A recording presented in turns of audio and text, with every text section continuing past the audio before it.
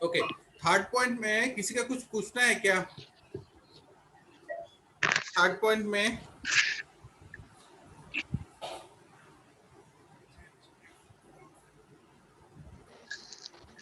में किसी को कुछ पूछना है? नहीं सर, हो गया। Okay, next, moving to the next page. ये भी लिखो।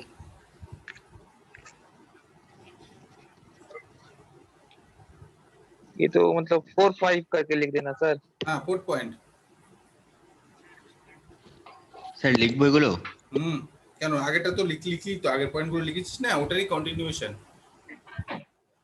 হুম।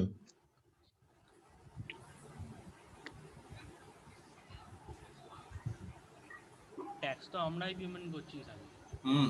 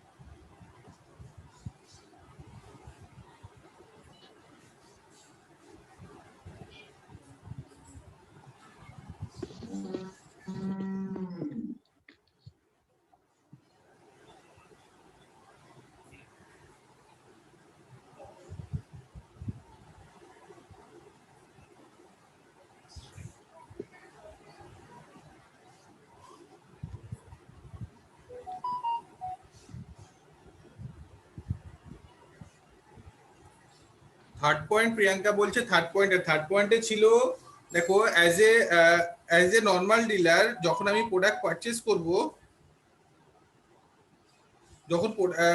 যখন আমি সেল করব, তখন আমি যদি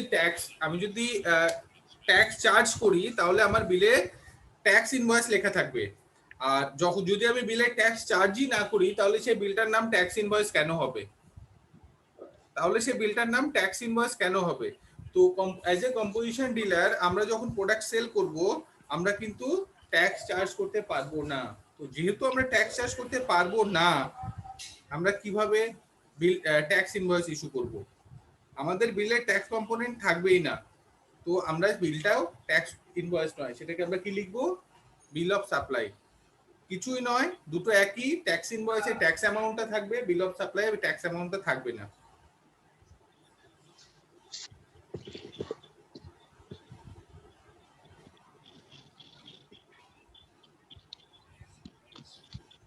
স্যার বিল দেখে নর্মাল কাস্টমার কিছু বুঝতে পারবে?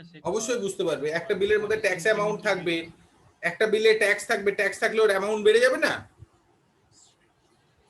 ধর 100 টাকা একটা প্রোডাক্ট পারচেজ করেছিস, প্লাস 10 টাকা ট্যাক্স নিয়েছিস, তাহলে ওর হলো 110 টাকা। আর আরেকজন 100 টাকা প্রোডাক্ট বিক্রি করেছে, ট্যাক্স নেয়নি, তাহলে ওর হলো 100 টাকা। তাহলে ও বুঝতে পারবি না? तो सर वो बिल चालान वाला हो गया और एक टैक्स इनवॉइस हो गया। तो হ্যাঁ, বলছি স্যার, সে তো আনরেজিস্টার্ড পারসন হতে হতে পারে, ডিলার হতে পারে না, ও লেখা থাকবে। পরে দেখ, একটা লাস্ট পয়েন্টে কি লেখা আছে দেখ।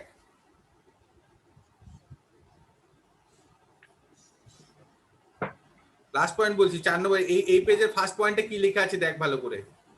যে ওর দোকানে কম্পোজিশন ডিলার যে সার্টিফিকেটটা, সেটা শো করে রাখতে হবে, যাতে সবাই দেখতে পায়।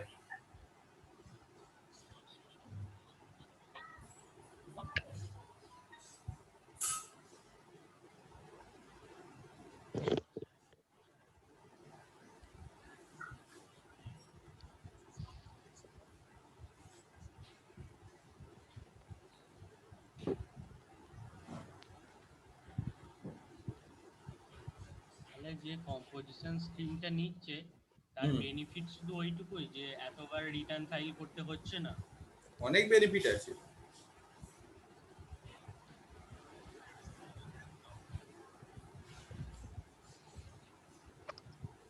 सर यहाँ प्रिंसिपल प्लेस ऑफ बिजनेस क्या हो गया? ऑफिस ऑफिस मतलब जितना जगह, मान लो मेरा 10 दुकान है, एक रजिस्ट्रेशन में 10 दुकान में ही वो रखना पड़ेगा। कस्टमर को दिखना चाहिए जो वो जो जहाँ पे खरीद रहा है ना, वो कंपोजिशन डीलर है।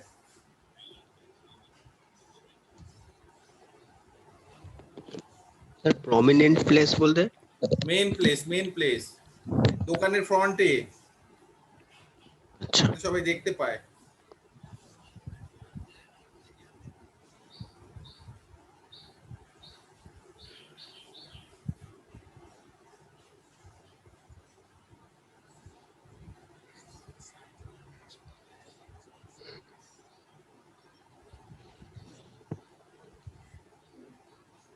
Okay next, moving to the next page.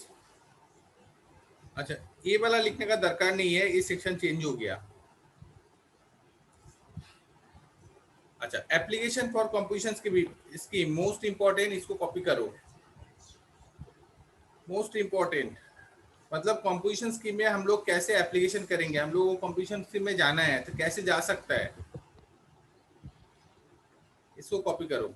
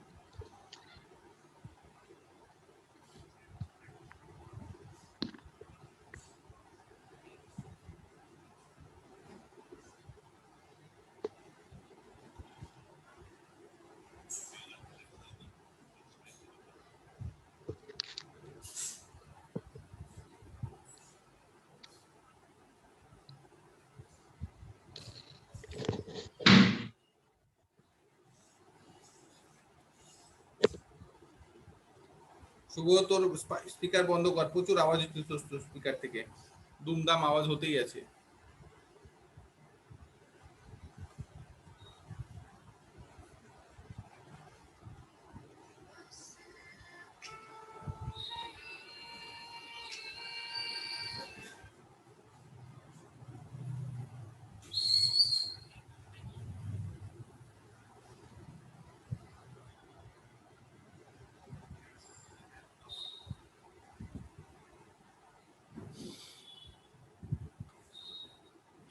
ये वाला पेज में बोला गया, देखो कॉम्पोजिशन स्कीम में हम लोग कैसे जा सकते हैं, ये वाला पेज में बोला गया।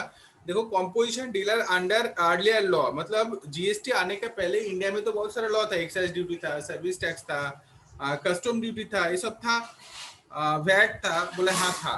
तो हम लोग वैट में भी मान लो वैट में भी और एक्साइज में भी हम कॉम्पोजिशन डीलर था, तो उसमें भी कॉम्पोजिशन डीलर हुआ करते थे क्या? बोले हाँ सर, उसमें भी उस टाइम में भी कॉम्पोजिशन डीलर हुआ करते थे।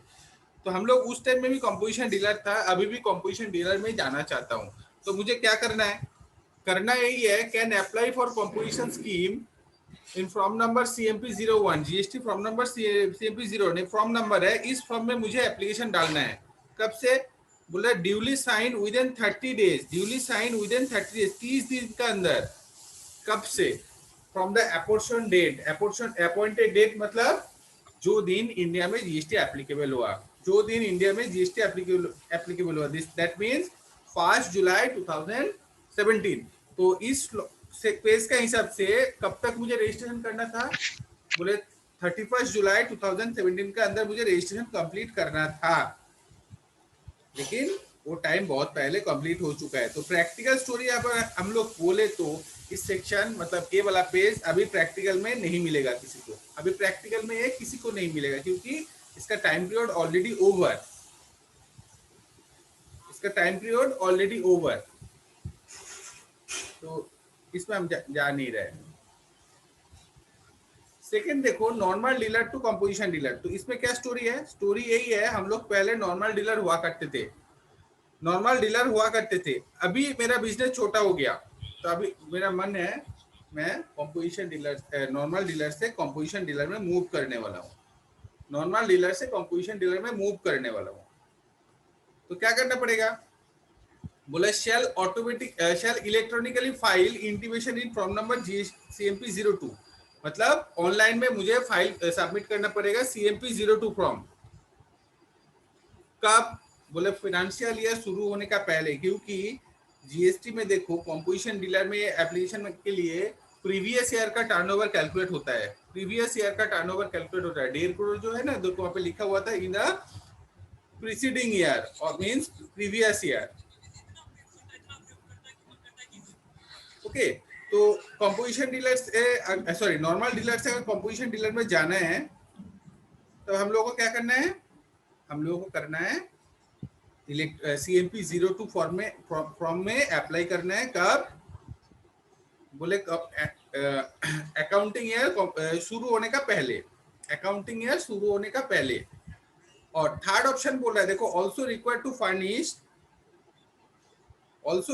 Furnish ITC 03 input tax 03 in 60 days from the commencement of the relevant financial year. ये क्यों है? तो जो टाइम में हम लोग नॉर्मल डीलर हुआ करते थे, परचेस करने के टाइम जीएसटी पेमेंट किए और सेल करने के टाइम जीएसटी कलेक्ट किए और मुझे इनपुट टैक्स से क्रेडिट मिल जाता था। इनपुट टैक्स से क्रेडिट क्या होता है आगे चैप्टर है, वहां पे हम लोग सीखेंगे, तुम लोग जरा सुन लो, मिल जाता था। तो मिल गया मान लो। तो अभी इसमें क्या स्टोरी है?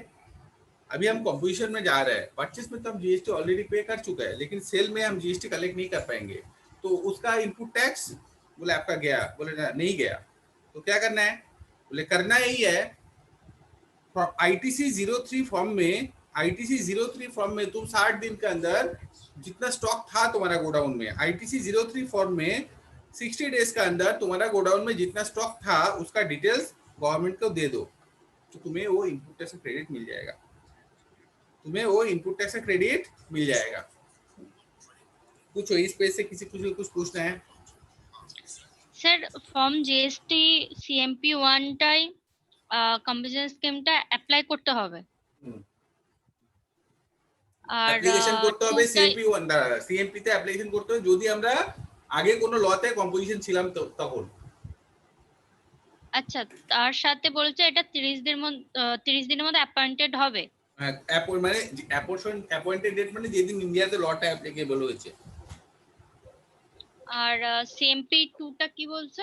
সিএমপি 2টা হচ্ছে আমরা নরমাল ডিলার ছিলাম, মানে আমরা নরমাল ডিলার ছিলাম, কোনো কারণে আমি কম্পোজিশনে যেতে চাইছি, সেটা হচ্ছে CMP 02। সেখানে কি করতে হবে, কবে কবে অ্যাপ্লাই করতে হবে? বলে বছর শুরু হওয়ার আগে অ্যাপ্লাই করতে হবে, যে কোনো দিন, বছরের মাঝখানে যে কোনো দিনে নয়, বছর শুরু হওয়ার আগে ওটা অ্যাপ্লাই করতে হবে। আর এটা আইটিসি 03 টা কি করতে হবে, যে যখন আমার যেদিন আমি অ্যাপ্লাই করব সেদিন আইটিসি 03টা না, ফর্ম যেটা সিএমপি 03 মানে আগের পেজের 3 নাম্বারটা দেখে নিচ্ছি, ওটা হচ্ছে স্টক ডিটেইলস দিতে হবে, স্টকের ডিটেইলস। আচ্ছা ঠিক আছে। তার মানে এখন কম্পোজিশন স্কিমটা নিতে গেলে আমাকে আগে রেগুলার ডিলার হতে হবে? না, আমি যদি ফ্রেশ বিজনেস হই, নতুন বিজনেস হই, আমি ডাইরেক্টলি কম্পোজিশনে যেতেই পারি।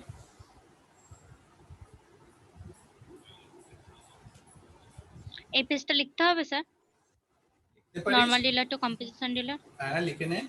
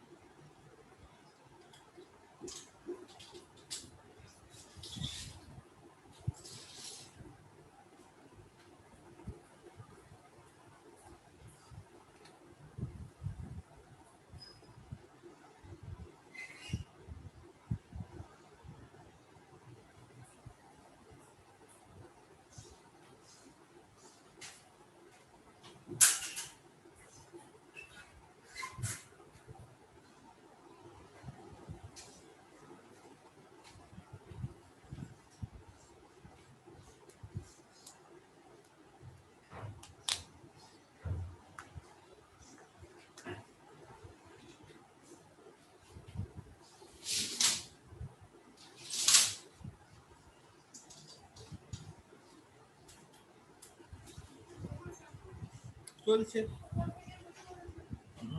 আমার তো কাজ মোটামুটি ধর সকালবেলা 8:30 থেকে 1টা পর্যন্ত, তারপরে আজকে থাকবে আবার 2:30 থেকে আসে। খাতা কলমে 4টে ক্লাস, কিন্তু করাচ্ছি 10-11টা। খাতা কলমে 4টে, অর্ধেকই দেবে না বলে এক্সট্রা।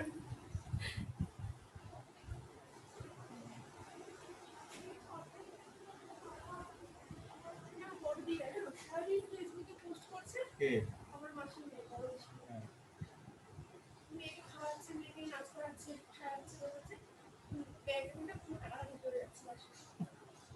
স্যার হয়ে গেছে। Okay. हाँ, next page, composition dealer to normal dealer. इसका मतलब क्या हो रहा है, हम लोग कंपोजिशन डीलर में था, अभी नॉर्मल में जा रहा है। इसके लिए क्या करना पड़ेगा? सर मेरा छूट गया नेटवर्क प्रॉब्लम की वजह से। ठीक है, वो छूट गया तो नोट लिया, ठीक है। वो पावर पॉइंट तो है तुम्हारे पास, कोई इशू नहीं। फिर अलग बता से दीजिएगा कुछ कौन सा नोट डाउन कर लें। लिखवाया नहीं कुछ एक्स्ट्रा, उसको थोड़ा डिक्टेट किया।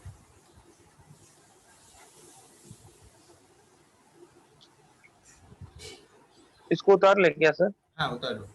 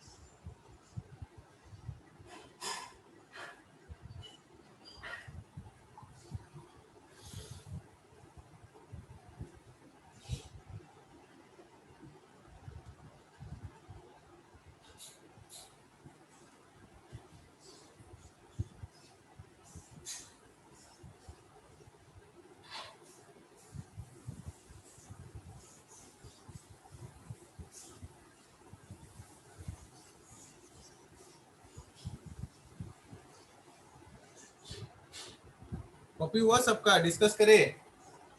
देखो क्या लिखा हुआ है, if the turnover exceed ₹1.5 crore, then the supplier is required to pay tax on normal dealer। मतलब मैं पहले कंपोजिशन डीलर में था, अभी बिजनेस कर रहा हूँ, बिजनेस करते करते मेरा टर्नओवर 1.5 करोड़ क्रॉस हो गया।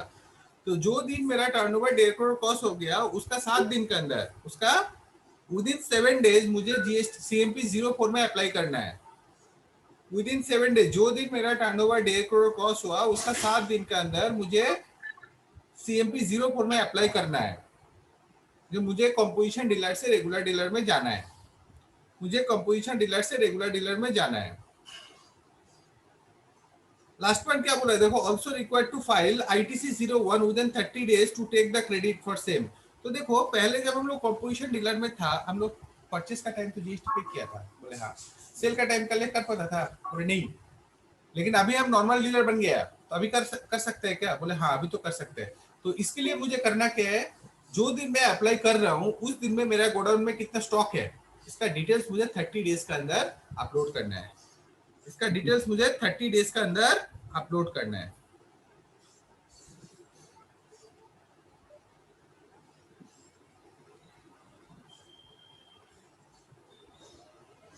Moving to the next page. Some goods exempted for GST, GST का बाहर है, इसको कॉपी कर करो।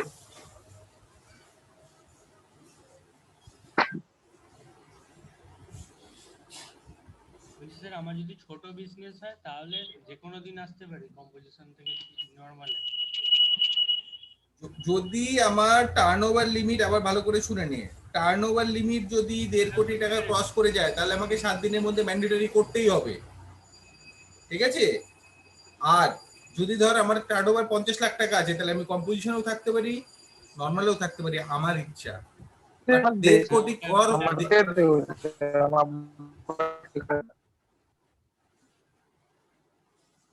अगर टर्नओवर 1.5 करोड़ क्रॉस हो गया, it is mandatory to registered as a normal dealer. अगर 1.5 करोड़ का नीचे है, दिस इज ऑप्शनल। ওটার কোনো নির্দিষ্ট টাইম লিমিট নেই তো, যেদিন খুশি হতে পারি? যেদিন খুশি হতে পারি।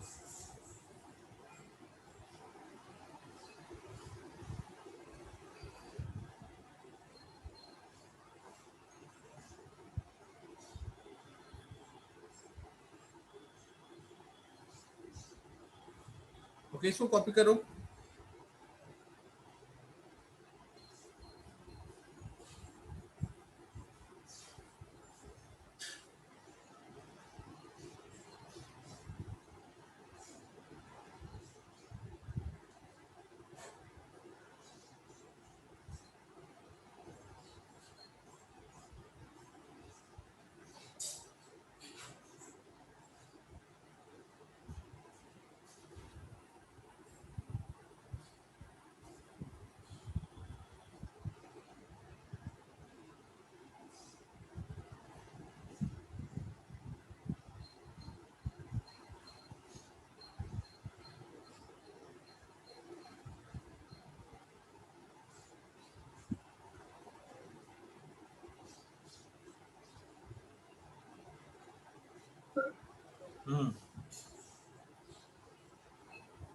सर इन सब पे जीएसटी नहीं लगता? नहीं, इसमें आउट ऑफ जीएसटी है। क्या लगते हैं? वैट? आउट, हाँ, क्या जो जो है पहले जो था वही लगेगा। अच्छा अच्छा।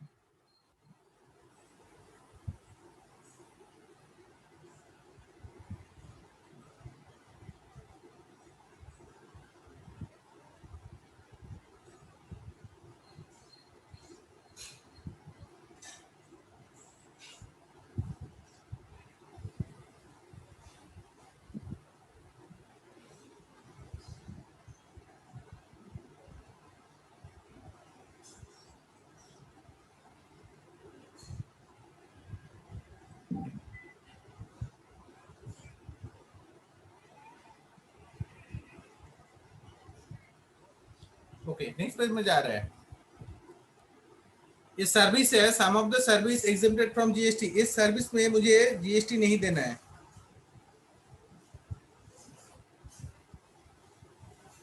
ये भी उतार लेना। ये भी उतार लो।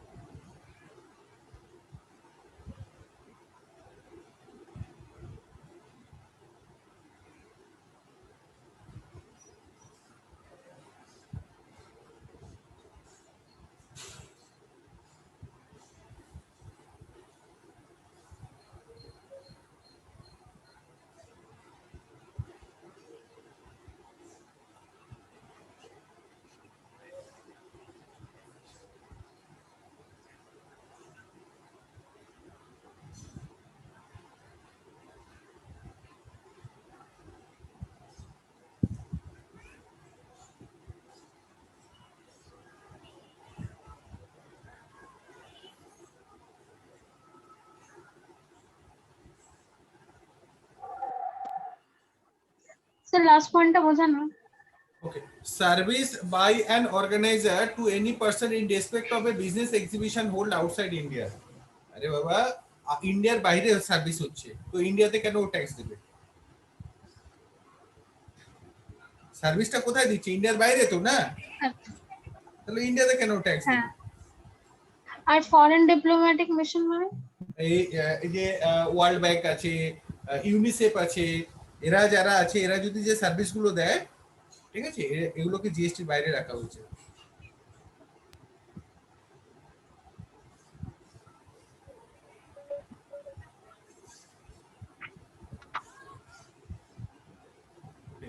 Moving to the next page, PowerPoint complete. ठीक है, तो ये तीन चैप्टर हम लोगों का हो चुका है। तो तुम लोगों का अभी जो करना है, जितना सारा हो गया इसको प्यार से कंप्लीट करो, इसको प्यार से कंप्लीट करो। हम लोग next day next topic start करेंगे, time and place of supply. ठीक है, चलो आज यहाँ तक ही कंप्लीट। किसी को कुछ पूछना है तो पूछो।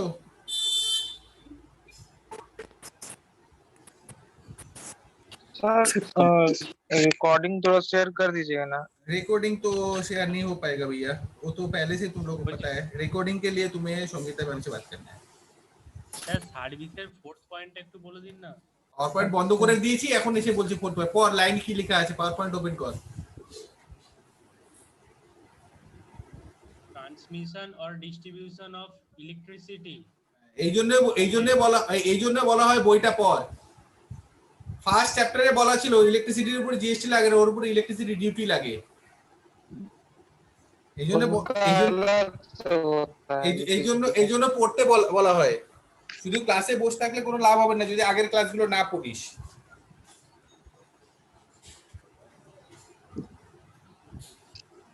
ইলেকট্রিসিটির উপরে ইলেকট্রিসিটি ডিউটি অ্যাপ্লিকেবল, জিএসটি নয়, সেটা ফার্স্ট ক্লাসেই বলেছিলাম, মনে কর।